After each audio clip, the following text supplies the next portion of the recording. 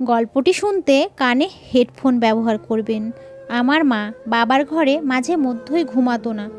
যদি কোনো রাতে বাবার ঘরে মা শুতে যেত, তখন পরের দিন সকালে মা কাঁদতে কাঁদতে ঘরের বাইরে বের হতো। একদিন মা ঘুমাচ্ছিল, তখনই আমি মায়ের চাদর নিয়ে বাবার ঘরে চলে গেলাম। তারপর বাবা আমায় মা ভেবে আমার সাথে যা করলো, সেটা শুনে আপনার হুঁশ উড়ে যাবে। আমার যখন চোখ খুলল, আমি মাকে ফুপিয়ে ফুপিয়ে কাঁদতে দেখলাম। সে আমার বিছানার কাছে বসে খুব বাজেভাবে কাঁদছিল। নিজের মাকে এভাবে দেখে সবসময় আমার হৃদয় কেঁপে যেত, কিন্তু আমি চাইলেও কখনো তাকে কিছু জিজ্ঞাসা করতে পারতাম না। কিছুদিন আগে আমি একবার মাকে জিজ্ঞাসা করেছিলাম যে, বাবার ঘর থেকে তুমি যখন সকালবেলা বের হও, তুমি এত কাঁদো কেন?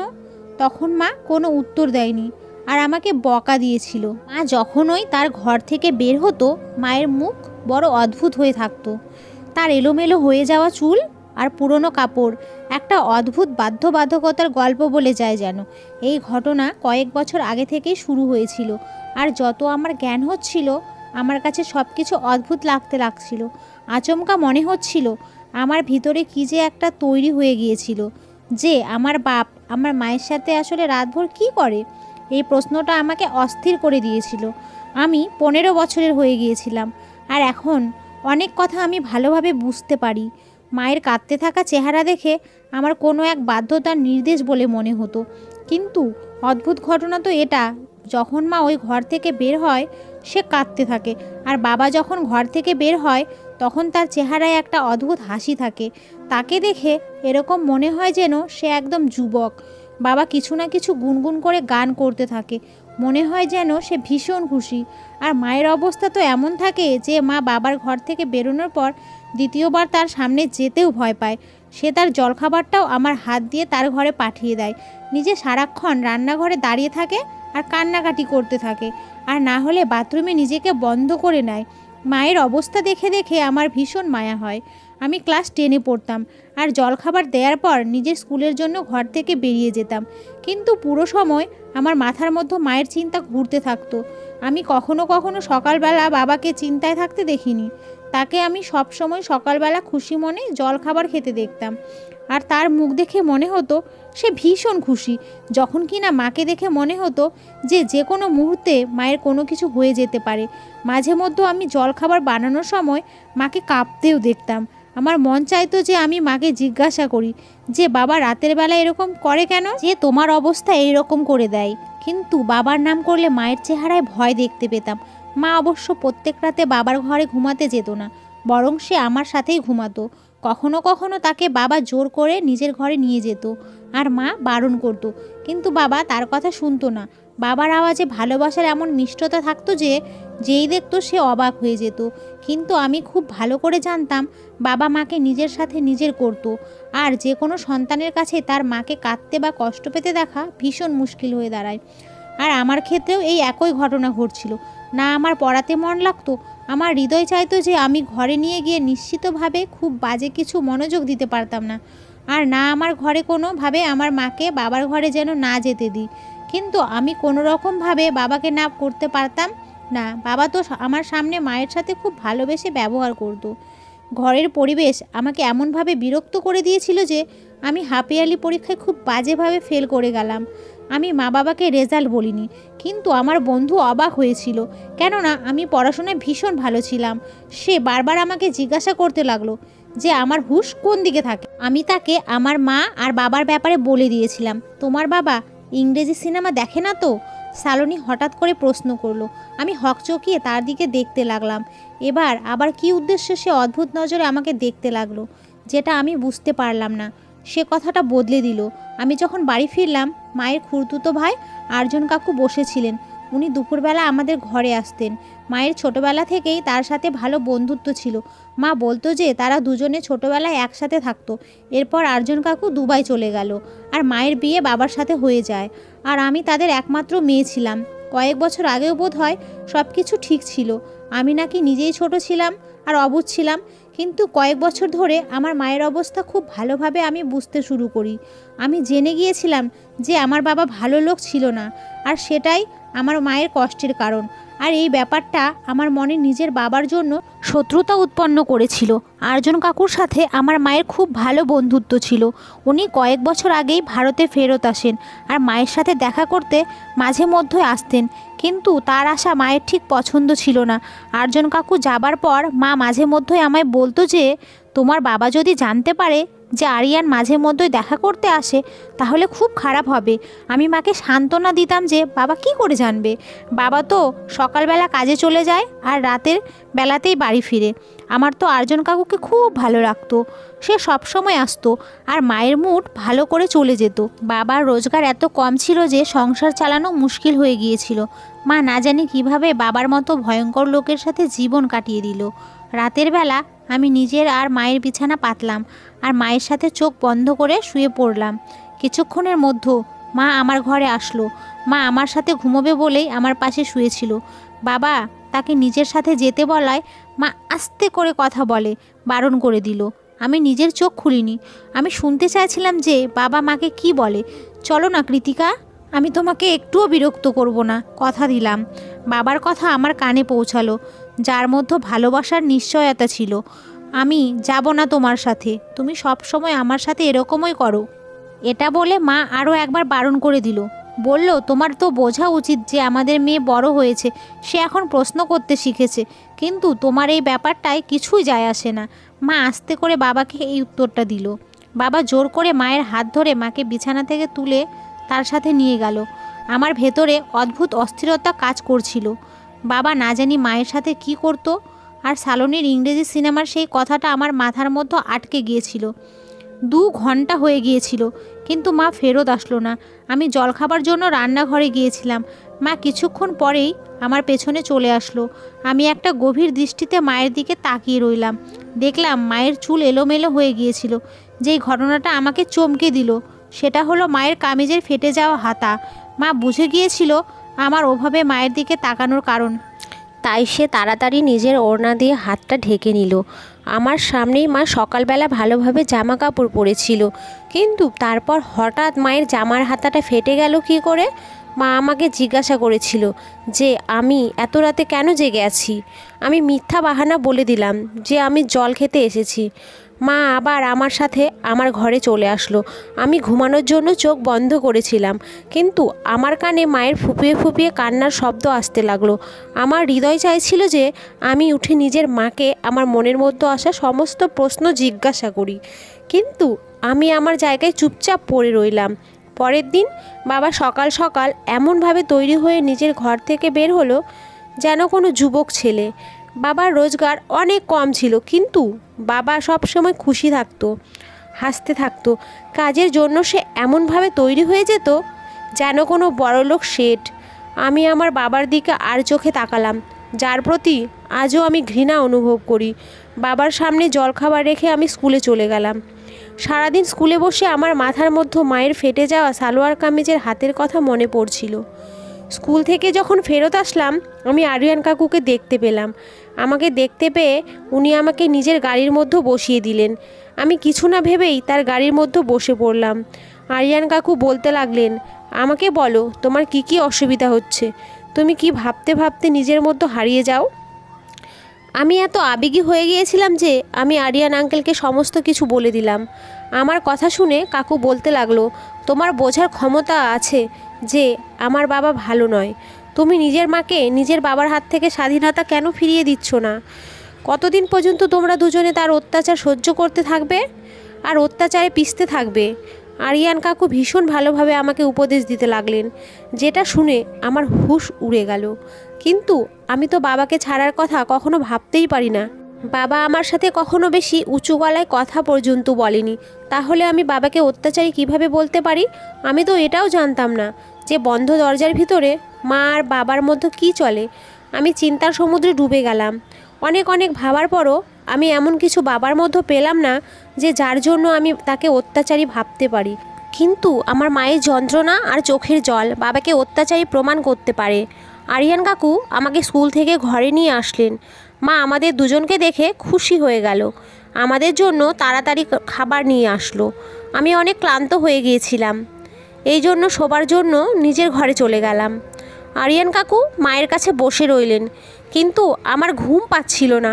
আমি পুরো সময় আরিয়ান কাকুর কথা ভাবতে লাগলাম। বাবার ঘরে যাওয়া মায়ের 3 দিন হয়ে গেছিল, আর গত 3 দিন ধরে মা আমার ঘরেই ঘুমাচ্ছিল। মা যখন আমার পাশে থাকে তখন খুব ভালো থাকে আর একদম চিন্তাবিহীন থাকে। বাবার কাণ্ডকারখানা তো সবসময় এরকম থাকে না। যখনই সে মাকে নিজের ঘরে নিয়ে যায় তখন থেকে সে একটু বেশি খুশি থাকে। বাবা চতুর্থ দিন মাকে আবার নিজের ঘরে নিয়ে গেল, আর আমি পুরো রাত অস্থিরতায় এপাশ ওপাশ করে কাটিয়ে দিলাম। মা যখন সকালবেলা বাবার ঘর থেকে বের হচ্ছিল তখন সে ভালোভাবে হাঁটতে পারছিল না, আর সে একটা পা মেঝেতে ঘষে ঘষে অনেক কষ্ট করে হাঁটছিল। আমি মাকে জিজ্ঞাসা করলাম, তোমার পায়ে কি হয়েছে? তখন সে বলতে লাগলো যে ছোট ছোট ব্যাপারে নজর দিও না, আর খুব মন দিয়ে পড়াশোনা করো। যদি তোমার ক্লাস 10-এর রেজাল্ট ভালো না হয় তো তোমার বাবা তার জন্য আমাকে দায়ী করবে। মায়ের চোখ দিয়ে টপ টপ করে জল পড়তে লাগলো, আর সে বাবার জন্য জলখাবার বানাতে চলে গেল। তারপর সে আর দ্বিতীয়বার রান্নাঘরে বাইরে আসলো না। আমি মাকে জলখাবার দেওয়ার পর বাবার কাছে আসলাম। যখন তাকে জলখাবার দিলাম তখন বাবা আমাকে আমার পড়াশোনার ব্যাপারে জিজ্ঞাসা করতে লাগলো। বাবার কথায় এত মধু ছিল যে বাবার এই দ্বিমুখী মনোভাব দেখে আমি তো অবাক হয়ে গিয়েছিলাম।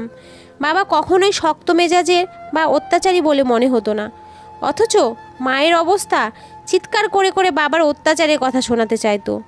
আমি বাবাকে জলখাবার দিতেই বাবা আমাকে পড়ার ব্যাপারে জিজ্ঞাসা করতে লাগলো। আমি বাবাকে বললাম, মাকে ছাড়া আমার রাতে ঘুম আসে না, আর সে মাকে নিজের ঘরে রাতে ডেকে নেয়। আমার কথা শুনে বাবা হাসতে লাগলো আর বলতে লাগলো, আমি তো কখনো কখনো তোমার মাকে নিজের কাছে ডাকি। আমারও তো তোমার মায়ের উপর অধিকার আছে, আমিও তো তাকে অনেক ভালোবাসি। বাবার কথা শুনে আমার মাথার রক্ত গরম হয়ে উঠল, কেননা তার ভালোবাসার উদাহরণ বা ফলাফল আমি প্রায় দিনই দেখতে পেতাম, কিন্তু বাবাকে কিছু বলার ব্যাপারে আমি ভাবতেও পারতাম না। এজন্য চুপচাপ স্কুলে চলে যেতাম। স্কুলের শিক্ষক শিক্ষিকা পড়ানোর সময় আমাকে বোঝাচ্ছিলেন যে কখনো পুরো সত্যিটা না জেনে কোনো সিদ্ধান্ত নেওয়া উচিত নয়। অর্ধেক সত্যি কখনো কখনো ভীষণ ভয়ঙ্কর হয়, যা মানুষকে বরবাদ করে রেখে দেয়।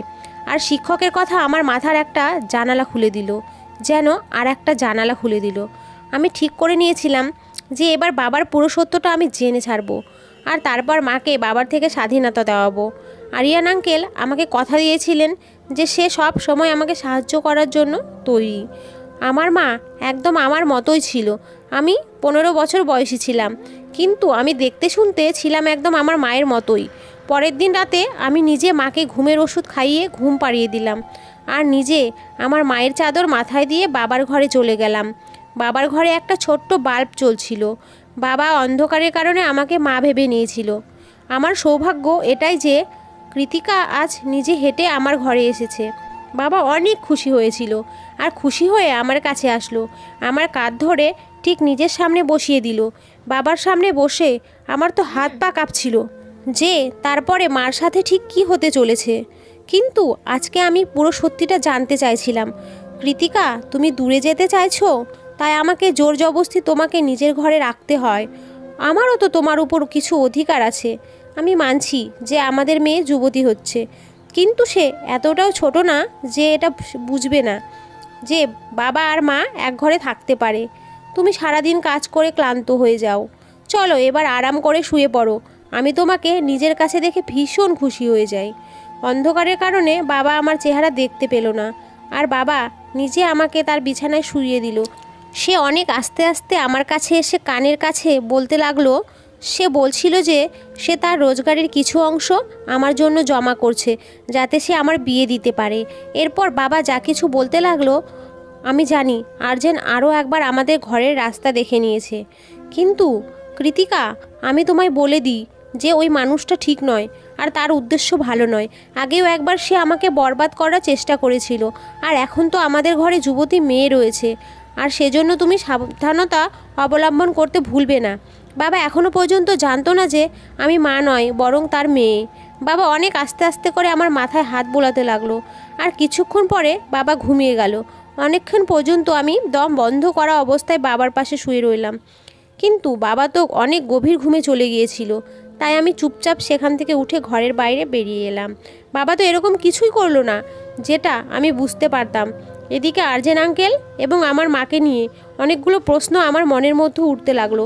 পরের দিন সকালে প্রত্যেক দিনের মতোই বাবার মুখ এমন ছিল যেন সে রাতে মায়ের সাথে কাটিয়েছে। আমি চুপচাপ বসে বসে বাবার উপর নজরদারি করছিলাম, কিন্তু বাবার আচরণে কোনো কিছু পরিবর্তন আমি দেখতে পেলাম না। স্কুল থেকে যখন বাড়ি ফিরলাম তখন ঘরের বাইরে আরিয়ান আঙ্কেলের গাড়ি দাঁড়িয়েছিল। আমি সবসময় দূর থেকে তাকে সালাম করতাম আর তারপর ঘরে ঢুকতাম, কিন্তু আজ আমি চোরের মতো আস্তে আস্তে ঘরে ঘুরে ঘুরে ফিরলাম। মা আর আরিয়ান আঙ্কেল ঘরের মধ্যে বসে বসে একসাথে কথা বলছিল। আমার উপস্থিতি তারা টের পায়নি। যা কিছু আমি নিজের কানে শুনলাম সেটা শুনে আমার হুঁশ উড়ে গেল। আমি ভাবতেও পারি না সেই সত্যিটা, যেটা জানার জন্য আমি উৎসুক ছিলাম। আর সেটা যে এত ভয়ঙ্কর হতে পারে, মা আরজন আঙ্কেলকে হেসে হেসে বলছিল। আমি নিজের মেয়ে গুড়িয়ার মনের মধ্যে তার বাবার বিরুদ্ধে পুরোপুরি ঘৃণার বীজ বুনেছি। আর এবার তো সেই দিনটা দূরে নেই যখন আমার মেয়ে তার বাবার বিরুদ্ধেই দাঁড়াবে। ওই বুড়ো আমাকে জবরদস্তি নিজের সাথে সম্বন্ধে বেঁধে রেখেছে, কিন্তু এবার আমি স্বাধীনতা চাই। সে আমাকে ঘরের মধ্যে নিয়ে যায় আর আমার সাথে কথা বলতে বলতে ঘুমিয়ে পড়ে, কিন্তু যখনই আমি বাইরে বেরোই তখনই আমি আমার অবস্থা খারাপ করিনি। আমি আমার মেয়ের মনের মধ্যে ভালোভাবে এটা বসিয়ে দিয়েছি যে তার বাবা আমার উপর অত্যাচার করে। একদিন তো আমি নিজেই নিজের জামার হাতাটা ছিঁড়ে দিয়েছিলাম। আমি জানতে চাইছিলাম যে যখন ওই বুড়োর থেকে আমি আলাদা হওয়ার বা আমার স্বাধীনতার কথা বলবো, তখন আমার মেয়ে আমার ঢাল হয়ে যাক, আর আমাকে ও আমার মেয়েকে যেন তার ঘর থেকে বেরোতে না হয়। আমার মেয়ে আমার নির্দোষতার আর নিজের বাবার অত্যাচারের গল্প দুনিয়াকে শুনিয়ে দেবে, আর আমি আমার মেয়েকে নিয়ে তোমার জীবনে যুক্তিযুক্ত হয়ে যাব। আরিয়ান আঙ্কেল হাসতে হাসতে বলতে লাগলো, আমিও গুড়িয়াকে বলে দিয়েছি যে তার যখনই আমার প্রয়োজন হবে আমি চলে আসব। মা আরিয়ান আঙ্কেলকে বলতে লাগলো, প্রথমবারের মতো তুমি আমার সাথে বিশ্বাসঘাতকতা করো না জানো। আগেও তুমি একবার আমাকে মাঝ রাস্তায় ছেড়ে চলে গিয়েছিলে। সেই সময় আমার স্বামী আমাকে আপন করে নিয়েছিল। আরিয়ান কাকু আমার মায়ের হাত ধরে বলতে লাগলো, আমি অনেক বাধ্য হয়ে তোমার হাত ছেড়েছিলাম, কেননা আমার পরিবার এই ব্যাপারটায় একদম আমার বিরুদ্ধে ছিল যে আমি একটা বিবাহিতা মহিলার সাথে সম্পর্ক রাখতে পারি না। কিন্তু এখন আমাকে আটকানোর মতো কেউ নেই। আমি পুরো হৃদয় দিয়ে তোমাকে আর তোমার মেয়েকে আপন করে নিতে চাই। শুধুমাত্র গুড়িয়া যেন এই সত্যিটা না জানতে পারে যে তার বাবা অত্যাচারী নয়, বরং আমরা তাকে অত্যাচারী প্রমাণ করার জন্য উঠে পড়ে লেগেছি। একমাত্র গুড়িয়াই আমাদের দুজনকে এক করতে পারবে। আমি মা আর আরিয়ান কাকুকে বিশ্বাস করিয়ে দিলাম যে সব কিছু আগের মতোই যেমন চলছিল সেরকমই চলতে থাকবে, আর তারা যেমন চাইছিল ঠিক তেমনই হবে। তারা দুজনে হাসতে হাসতে ক্লান্ত হয়ে গিয়েছিল, আর আমার পায়ের তলা থেকে মাটি সরে যাচ্ছিল। আমার মা শুধু আমাকেই না, আমার বাবাকেও পুরোপুরি ধোঁকা দিচ্ছিল। আর সে আমার বাবার ঘরে বসে অন্য একটা লোকের সাথে মিলে একটা নতুন সম্পর্কের কথা বলছিল। আমার বাবার কথা মনে পড়ে গেল যে আরিয়ান আঙ্কেল প্রথমেও আমাদের পরিবার নষ্ট করার চেষ্টা করেছিল। আমি অনেক কিছু জেনে ফেলেছিলাম, এই জন্য ঘরের ভেতর আমি প্রবেশ করলাম। আমাকে দেখে মা আর আরিয়ান কাকু চমকে উঠল, কিন্তু কিছুক্ষণের মধ্যেই তারা নিজেদের আবেগের উপর নিয়ন্ত্রণ করে ফেলেছিল। কাকু আমার দিকে চকলেট দিতে আসলে আমি চকলেট নেওয়ার বদলে মায়ের মুখের দিকে তাকালাম আর খুব শক্তভাবে মাকে জিজ্ঞাসা করলাম, তোমাকে আমায় বলতে হবে যে বাবার সাথে তোমার কি সমস্যা। মা জেনে গিয়েছিল যে তাদের মিথ্যে রহস্য খুলে গিয়েছে, এই জন্য বিনা লজ্জায় মা আমাকে সব সত্যি বলে দিল। মা বিয়ের আগে আঙ্কেলকে ভালোবাসতো, কিন্তু আরিয়ান কাকু তাকে বিয়ে করার বদলে দুবাইতে গিয়ে চাকরি করতে লেগেছিল, আর মায়ের ভালোবাসা ছেড়ে নিজে কেরিয়ার বেছে নিয়েছিল। ছোটোবেলার ভালোবাসার রং কাঁচা হলো না, আর এভাবে মায়ের হৃদয়ে আরিয়ান কাকুর ভালোবাসার রং বসে গিয়েছিল। মায়ের পরিবার মায়ের জন্য বাবাকে পছন্দ করে নিয়েছিল। মা যুবতী আর খুব সুন্দর ছিল, যখন কিনা বাবার বয়স তার থেকে 10 বছর বড় ছিল। আর বাবা ছিল শ্যামলা বর্ণের মানুষ, যখন কিনা আরিয়ান কাকু ছিল সুন্দর। মায়ের জন্য বাবার সম্বন্ধ পরিবারের ইচ্ছাই হয়েছিল, আর মা নিজের পরিবারের জোর জবরদস্তিতে বাবাকে বিয়ে করে নেয়, কিন্তু সে কখনো বাবাকে হৃদয় থেকে আপন করতে পারেনি। জোর জবরদস্তির এই সম্বন্ধ মায়ের জন্য একটা বোঝার মতো ছিল, কিন্তু মা এই সম্পর্ককে কোনো রকমভাবে চালিয়ে নিচ্ছিল। আর ঠিক তখনই বিয়ের 1 বছর পর মায়ের কোলে আমি আসলাম। মায়ের বিয়ে হয়ে 8 বছর হয়ে গিয়েছিল, আর আরিয়ান কাকু যখন দুবাই থেকে কিছুদিনের জন্য এখানে ফিরছিল, তার হৃদয় মাকে দেখে আরও একবার আবেগ জেগে উঠল। মাও নিজের ছোটোবেলাকার ভালোবাসার উপর নিয়ন্ত্রণ না করতে পেরে, নিজের আবেগকে ধরে রাখতে না পেরে বাধ্য হয়ে আরিয়ান কাকুর সাথে লুকিয়ে লুকিয়ে দেখা করতে লাগলো। কিন্তু কিছুদিনের মধ্যেই এই ব্যাপারটা মায়ের পরিবারের একজন জানতে পারে, আর সে পুরো পরিবারের মধ্যেও মায়ের সম্মান নিয়ে বাজে বাজে কথা বলা শুরু করে। বাবা মাকে সত্যিকারের ভালোবাসতো, এজন্য সে মাকে বদনামের হাত থেকে বাঁচিয়ে নিয়েছিল আর সমস্ত কথাগুলোকে মিথ্যা প্রমাণ করেছিল। যখন বাবা মায়ের সঙ্গ দিয়েছিল তখন পুরো পরিবার নিজে নিজেই চুপ করে গিয়েছিল। আমার সেই পরিবারের মহিলা যে কিনা মাকে বদনাম করতে চেয়েছিল, সে কিছুই করতে পারল না মায়ের। কিন্তু সে আরিয়ান আঙ্কেলকে জোর জবরদস্তি ফেরত পাঠিয়ে দিয়েছিল। ভালোবাসার জোশ যুদ্ধর মতো হয়ে গিয়েছিল। 1 বছর আগে সেই ভালোবাসাকে আরিয়ান কাকু দ্বিতীয়বার জীবিত করলো। কাকু সব সময়ের জন্য ভারতে চলে আসলো, আর একবার মায়ের পিছনে পাগল হয়ে পড়ে রইল। মা তো প্রথম দিন থেকে বাবাকে পছন্দ করতো না। আমাদেরও অবস্থা খুব একটা ভালো ছিল না, বাবাকে ছেড়ে দেওয়া খুব একটা সমস্যা ছিল না। কিন্তু এবারে সমস্যা হলো, বাবা আমাকেও ভীষণ ভালোবাসে আর মা নিজেও আমাকে ছাড়া থাকতে পারে না। এজন্য মা জেনে বুঝে এই সমস্ত খেলা খেলছিল আর আমার নজরে বাবাকে ভুল প্রমাণ করতে চেয়েছিল। মা নিজের সহানুভূতি কুড়িয়ে আমাকে নিজের সাথে নিয়ে যেতে চায়, এজন্য আমার সামনে বাবাকে অত্যাচারী প্রমাণ করতে চায়, আর নিজে নিজেই অত্যাচারী প্রমাণ হয়ে গেল। এত বছর ধরে তো আমি এটাই ভাবছিলাম যে বাবা আমার সাথে কখনো উঁচু গলায় কথা পর্যন্ত বলে না, তাহলে সে বন্ধ ঘরে মায়ের উপর কি করে অত্যাচার করতে পারে। আমি মাকে পরিষ্কারভাবে বলে দিলাম, যদি তোমাকে তার সাথে যেতেই হয় তুমি যেতে পারো, কিন্তু আমি নিজের সাদাসিধে আর ভালো মানুষ বাবাকে ছেড়ে কোথাও যাব না। আরিয়ান কাকু যে প্রথমেই মাকে 2বার ছেড়ে দিয়েছিল, মা না জানি তাকে দ্বিতীয়বার কি করে বিশ্বাস করতে পারে। এই প্রথমবার আমি আরিয়ান কাকুর চোখে শুধুমাত্র নিজের জন্য স্বার্থ দেখেছিলাম। আমি জেনে গিয়েছিলাম যে সেই স্বার্থ পূরণ হয়ে যাবার পর আমার মা তার কোনো কাজে থাকবে না। মাকে সে ভবিষ্যতের সুন্দর সুন্দর স্বপ্ন দেখিয়ে বাধ্য করেছিল যে সে যাতে তার সাথে যায় আর বাবাকে ছেড়ে দেয়। কিন্তু আমার পক্ষে বাবাকে ছেড়ে দেওয়া সহজ ছিল না, আর আমার জন্য আমার বাবাই সব কিছু ছিল। যদি আমার সামনে পুরো সত্যিটা না আসতো, বোধহয় আমিও ভুল সিদ্ধান্ত নিয়ে ফেলতাম। কিন্তু ঈশ্বরের কাছে আমি কৃতজ্ঞ যে আমি আমার নিজের চোখে সব কিছু সত্যি দেখলাম আর নিজের কানে সমস্ত সত্যিটা শুনলাম। মা কাকুর সাথে যেতে রাজি ছিল, কিন্তু যখন আরিয়ান কাকু দেখলো যে আমি কোনোভাবেই তার নিয়ন্ত্রণে আসবো না আর না মায়ের সাথে যাব, এবারে সে আবার মায়ের থেকে নিজেকে আলাদা করে মাকে ছেড়ে দিল। মা জানতে পারলো যে আরিয়ান কাকু মায়ের জন্য নয়, বরং আমার জন্য ঘরে চক্কর কাটতো। সে ভীষণ চালাক আর বদমাইশ লোক ছিল। সে আমার মাকে ভালোবাসার জালে পুরোপুরি ফাঁসিয়ে আমাকে নিজের জন্য ব্যবহার করতে চেয়েছিল।